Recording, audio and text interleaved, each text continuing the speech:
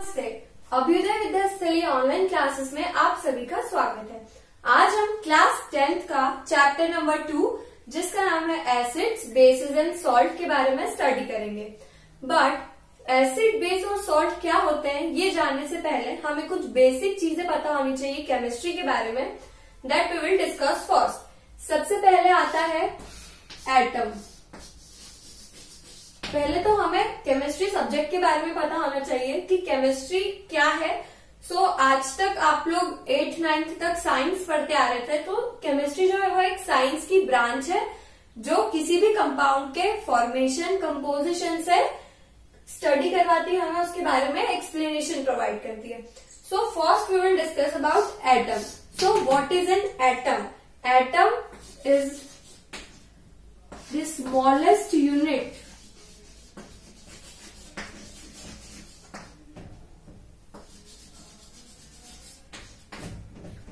of a matter or we can say any substance. So matter आप लोगों ने class 9th में पढ़ा ही होगा। Matter is something which occupies space and has mass. So atom is what? Atom is the smallest unit of any matter, या फिर हम किसी भी substance का बोल सकते हैं। Just like जैसे एक रूम होता है वो एक कई सारी ब्रिक्स से मिलकर बना हुआ होता है, उसी तरह जो मैटर है या फिर कोई भी सब्सटेंस है वो स्मॉल एटम पार्टिकल से मिलकर बना हुआ होता है। नाउ अब जो एटम है वो 3 यूनिट से मिलकर बना हुआ है। Atom is made up of 3 सब units. First electron, second proton and third is neutron.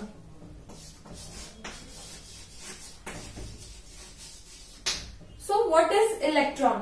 Electron are subatomic particles. Electron क्या है? एटम के पार्टिकल्स, सब एटॉमिक पार्टिकल्स है जो कौन सा चार्ज बियर करते हैं? They bear a negative charge on them.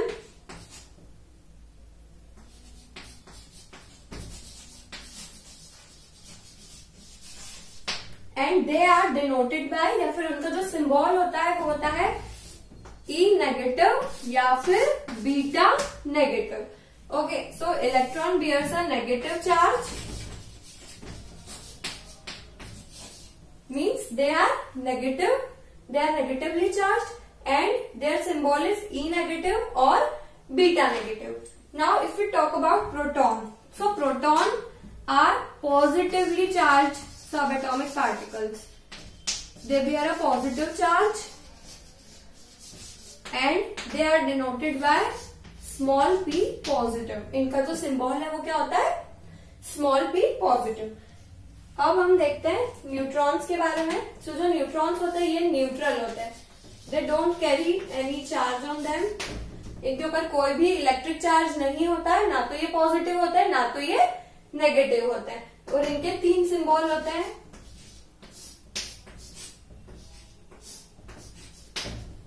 So these are the 3 symbols to denote neutron.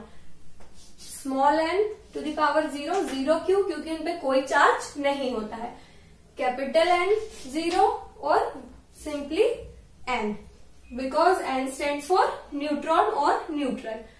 So these are the 3 subatomic particles which togetherly constitutes an atom. एक atom के अंदर ये तीनों पार्टिकल्स प्रेजेंट होता है। अब क्या ये तीनों एक ही साथ एक ही जगह पर प्रेजेंट होता है एटम में? नो। जो इलेक्ट्रॉन होते हैं ये एटम की आउटर सरफेस पर या शेल हम बोल सकते हैं उस पर प्रेजेंट होते हैं। जो प्रोटॉन और न्यूट्रॉन होते हैं ये एटम के सेंटर में एक न्यूक्लियस प्रेजेंट होता है, उसके अंदर प्रेजेंट होते हैं। Proton and neutron togetherly they are present inside the nucleus which is present in the centre of atom. Okay, so अब हम देखते हैं न्यूक्लियस। अभी हमने बात करी कि एक एटम जो है उसमें न्यूक्लियस होता है, ठीक है। तो जो suppose this is an atom, ये एक एटम है, इसके सेंटर में एक सर्कुलर न्यूक्लियस प्रेजेंट होता है जिसके अंदर क्या प्रेजेंट होंगे? Proton plus neutron. सो हम लिख सकते हैं that nucleus is equal to proton plus neutron.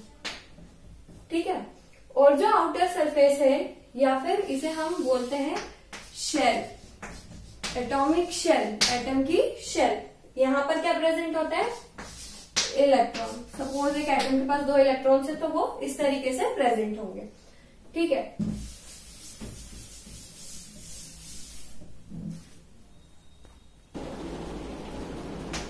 Okay, so now let's see कि जो इलेक्ट्रॉन, प्रोटॉन, न्यूट्रॉन है, न्यूट्रॉन पर तो कोई चार्ज होता नहीं, बट जो इलेक्ट्रॉन और प्रोटॉन है उन पे कितना चार्ज होता है और इन तीनों का मास क्या होता है। ठीक है। सो एक चीज यहाँ रह गई, दैट इज कूलिंग। जो चार्ज होता है इलेक्ट्रॉन और प्रोटॉन पर, ये दोनों ही चार्ज्ड पार्टिकल्स है। ये नेगेटिव चार्ज कैरी कर रहे हैं और ये पॉजिटिव चार्ज कैरी कर रहे हैं। ठीक है। बट ये जो दोनों हैं, इन दोनों पर जो चार्ज का मैग्नीट्यूड है, जो चार्ज का अमाउंट है वो सेम है, that is 1.60 into 10 to the power minus 19 coulomb. Coulomb is the unit to calculate the charge. जैसे हम कोई चीज मार्केट से लाते हैं तो, या अगर लिक्विड है तो लीटर्स में लाते हैं, हम कोई सॉलिड चीज है तो उसे किलोग्राम या ग्राम्स में लाते हैं। उसी तरीके से जो चार्ज है उसकी यूनिट क्या होती है? कूलम। नाउ जो मास होता है इलेक्ट्रॉन का, it is 9.10 into 10 to the power minus 31 kg।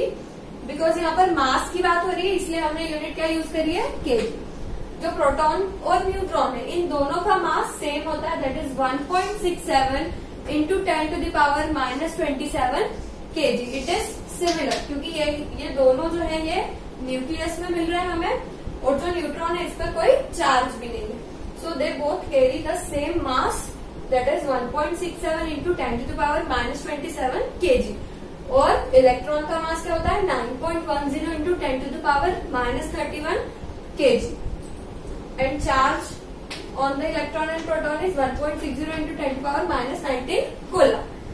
Now we have seen what is atom. Atom 3 सब एटॉमिक पार्टिकल से मिलकर बना है। न्यूक्लियस क्या होता है, और 3 जो सब एटॉमिक पार्टिकल है उनके मास, उन पर जो चार्ज है, ये सब हमने देख लिया। अब हम समझते हैं कि मॉलिक्यूल क्या होता है।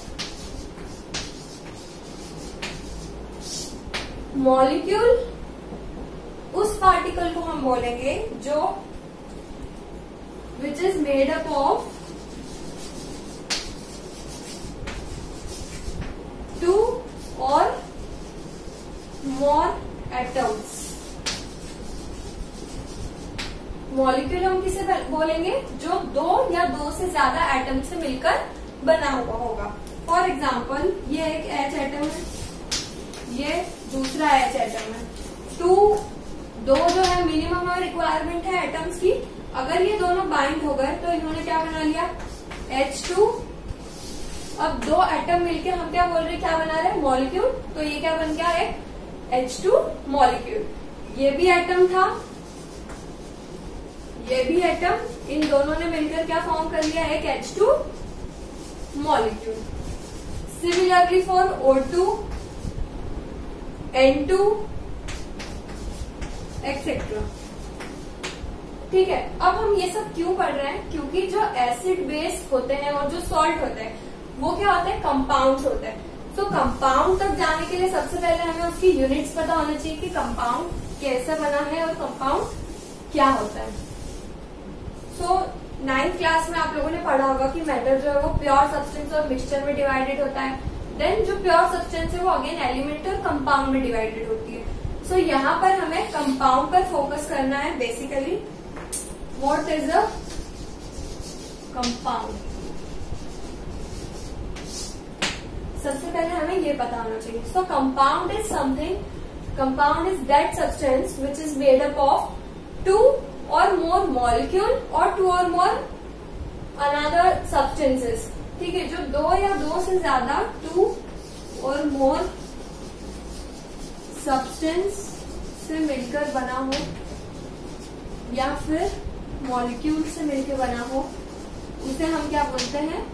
कंपाउंड। जैसे हम बात करते हैं NaCl, तो NaCl Na एक एलिमेंट हो गया, Cl दूसरा एलिमेंट हो गया। यहाँ पर हम एलिमेंट भी कर सकते हैं, ठीक है।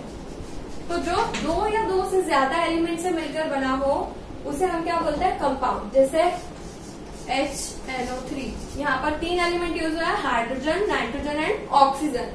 तो ये भी क्या हुआ है, कंपाउंड हुआ। क्यों? क्योंकि compound is made up of 2 और मोर देन 2 एलिमेंट्स, 2 और more than 2 substance.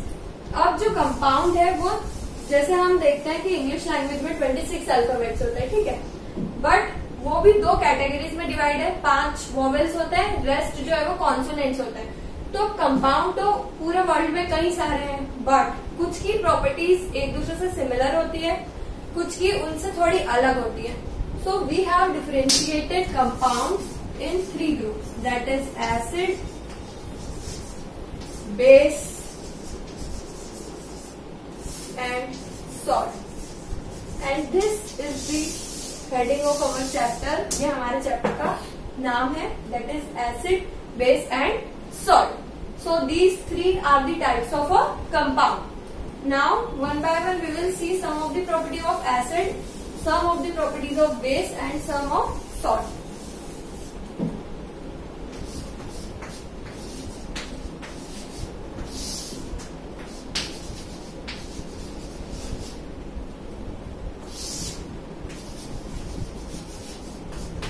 So acid, what is acid? Acid word comes from a Latin language word which means acidus, which means sour taste. So what are acids? Acids are those substances which are sour in taste. ठीक है, acid क्या होंगे, ऐसे substance जो कैसे होंगे, test में सोर होंगे, खट्टे होंगे टेस्ट में। For example lemon, orange etcetera. ये हमने जनरल फ्रूट्स की बात करी, ठीक है। जो लेमन है वो हमें टेस्ट में खट्टा लगता है, क्यों? क्योंकि उसमें एक एसिड प्रेजेंट होता है नोन एज सिट्रिक एसिड, ठीक है। जितने भी खट्टे फ्रूट्स होते हैं, सिट्रस फ्रूट्स बोलते हैं उन्हें, उन सभी में क्या प्रेजेंट होता है, एक एसिड प्रेजेंट होता है। बट वो एसिड क्या है, एडिबल है। बट जितने भी एसिड्स हैं जरूरी नहीं कि वो सभी एडिबल हो या उन सबको हम टेस्ट करके क्लासिफाई कर सके। Similarly for base, base are those substances which are bitter in taste. कैसे होंगे, कड़वे होंगे टेस्ट में। कॉफी को कभी ऐसे ही खा के देखना, जो कॉफी पाउडर आता है वो कड़वी होगी टेस्ट में। क्यों? क्योंकि उसके अंदर क्या प्रेजेंट होता है, बेस। उसके बाद अगर हम बात करते हैं सोप सॉल्यूशन की, so soap is also a base. Soap जो है वो भी बेसिक नेचर की होती है। नाउ सॉल्ट, जो सॉल्ट होते हैं they are formed by the reaction of acid and base. Acid react with base and gives a salt. So acid and base basically act as parent molecule for salt. जो salt होते हैं ये कैसे होंगे, salty होंगे, खारे होंगे test में। फॉर एग्जाम्पल जो कॉमन सॉल्ट हम घर में यूज करते हैं दैट इज नमक, NaCl, ठीक है। हमने देखा एसिड, बेस और salt, these are sour in taste, these are bitter in taste and these are salty in taste. But हम हर एक केमिकल को, हर एक एसिड, हर एक बेस को टेस्ट करके आइडेंटिफाई नहीं कर सकते, बिकॉज कुछ जो है वो कॉरोसिव नेचर में होते हैं, हमें हार्म कर सकते हैं, वो हमारी स्किन को बर्न कर सकते हैं। So for that we use some indicators, ठीक है। आज जो हम मेनली टॉपिक पर डिस्कस करेंगे वो है इंडिकेटर, जो इंडिकेट करके हमें बताएगा कि जो गिवन सब्सटेंस है, जो गिवन सॉल्यूशन है वो एसिडिक है या बेसिक है। सो व्हाट इज इंडिकेटर, पहले हम ये पढ़ते हैं।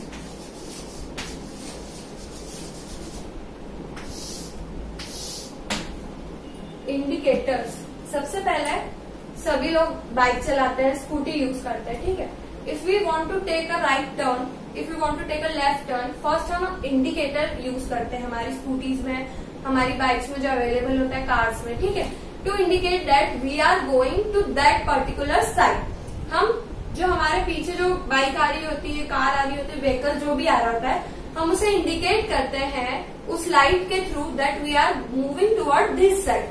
सिमिलरली जो इंडिकेटर है वो ऐसी सब्सटेंस होंगी जो ये इंडिकेट करेंगी that whether the substance is acidic और basic. So what are indicator? Those substance which indicate or gives a sign, या तो हमें साइन देंगे by changing colour, bye changing its colour,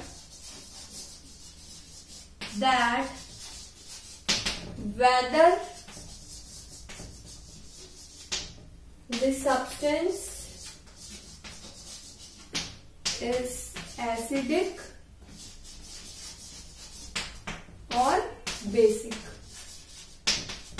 indicator क्या होंगे? ऐसी सब्सटेंस जो अपना कलर चेंज करके हमें बताएंगे कि जो दी गई सब्सटेंस है क्या वो एसिड है या वो बेस है।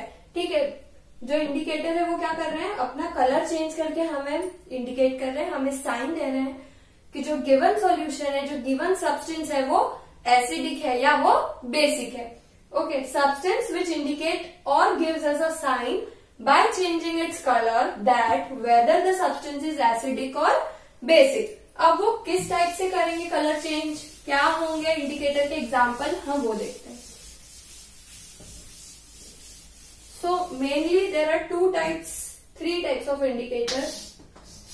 पहले है नेचुरल इंडिकेटर, दूसरे है सिंथेटिक या फिर artificial indicator,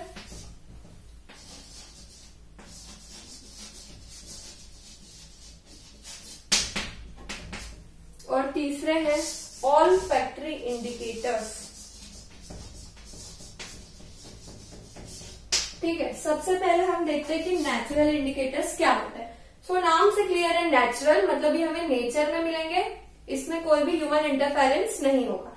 so those indicators which are present naturally और we can get it from nature are called natural indicators. इसका एक बेस्ट और फर्स्ट एग्जाम्पल है लिटमस।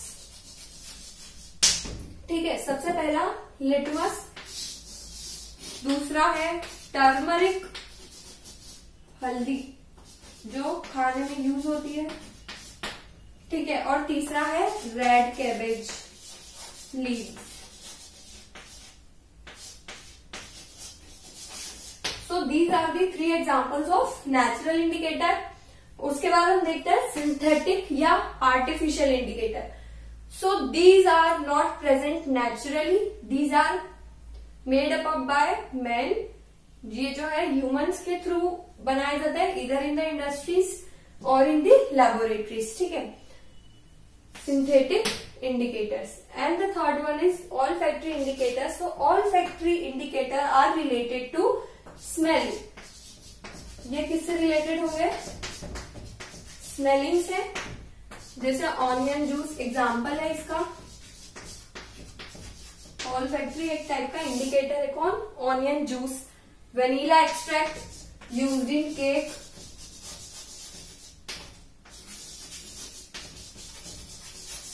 ठीक है, सो लिटमस। अब हम देखते हैं कि लिटमस क्या होता है, लिटमस कैसे रिएक्ट करेगा और वो हमें कैसे बताएगा कि जो नेचुरल इंडिकेटर है वो किस टाइप से हमें बताता है कि जो सब्सटेंस है वो एसिडिक है या basic. So here is a table which represent all the important indicators that how they changes their color when they are mixed in acidic medium, in basic medium and in neutral medium. So neutral is what? Which is neither acidic nor basic. So सबसे पहले हम देखते हैं litmus. ये जो N लिखा है इसका मतलब है natural. So litmus, turmeric and red cabbage, ये तीनों जो है वो न्यूट्रल इंडिकेटर्स है। ठीक है, नेचुरल इंडिकेटर्स है, सॉरी। सो लिटमस जो है वो न्यूट्रल मीडियम में पर्पल कलर का होगा। लिटमस न्यूट्रल मीडियम में पर्पल कलर का होगा एसिडिक मीडियम में रेड कलर शो करेगा और बेसिक मीडियम में blue colour. Turmeric natural indicator, neutral medium में येलो कलर, एसिडिक मीडियम में भी येलो कलर एंड बेस में ये अपना कलर रेड कलर चेंज कर लेंगे। तो ये कलर चेंज करके हमें इंडिकेट कर रहे हैं अगर रेड कलर हो गया, आपने किसी सॉल्यूशन में टर्मरिक को मिला दिया, जो सॉल्यूशन है उसका कलर कैसा हो गया, रेड, तो हम बता सकते हैं कि जो सॉल्यूशन था वो कैसा था, बेसिक इन नेचर या बेस था। देन रेड कैबेज, ये भी नेचुरल इंडिकेटर है, इसका न्यूट्रल मीडियम में या नेचुरली इसका कलर कैसा होगा, रेड। रेड नाम में ही है उसके red cabbage, so it is red in colour. Acidic medium में ये रेड ही रहेगा, बट बेसिक मीडियम में ये ग्रीन कलर का हो जाएगा। उसके बाद फिनोल्फ्थलीन, फिनोल्फ्थलीन यहाँ पर ए मतलब है artificial indicator. So methyl orange and phenolphthalein are both artificial indicators. So neutral medium में phenolphthalein is colourless, acidic medium में भी कलरलेस, बट बेसिक मीडियम में ये कैसा है, pink in colour. Methyl orange नाम में ही ऑरेंज है, सो न्यूट्रल मीडियम में कैसा होगा, ऑरेंज, एसिडिक मीडियम में ये पिंक होगा और बेसिक मीडियम में ये येलो कलर का होगा। इस सब के बाद आते हैं तीसरे ऑल्फैक्टरी इंडिकेटर्स। ऑल्फैक्टरी इंडिकेटर में हम एक एग्जांपल लेते हैं ऑनियन जूस का। ठीक है, ऑनियन जो है उसकी एक अपनी कैरेक्टरिस्टिक स्मेल होती है, बट अगर किसी क्लॉथ पर ऑनियन जूस हमने गिराया, उसको हमने एक एसिड से ट्रीट किया, तो ऑनियन की स्मेल वहां से चली जाती है। बट अगर बेस उस पर रिएक्ट करता है तो ऑनियन की स्मेल एज इट इज रहती है, मतलब बेस जो है वो कैपेबल नहीं है ऑनियन की स्मेल को हटाने में। तो वहां से भी हम बता सकते हैं कि जो मीडियम है वो एसिडिक है या बेसिक। और इस टेबल से हम बिल्कुल क्लियर कर सकते हैं कि कौन सा मीडियम एसिडिक कैसे होगा और कौन सा बेसिक कैसे होगा। सो आई होप आप सभी को समझ आया होगा। Litmus, turmeric, red cabbage, phenolphthalein, methyl orange and onion indicators, artificial indicators and olfactory indicators. Thank you.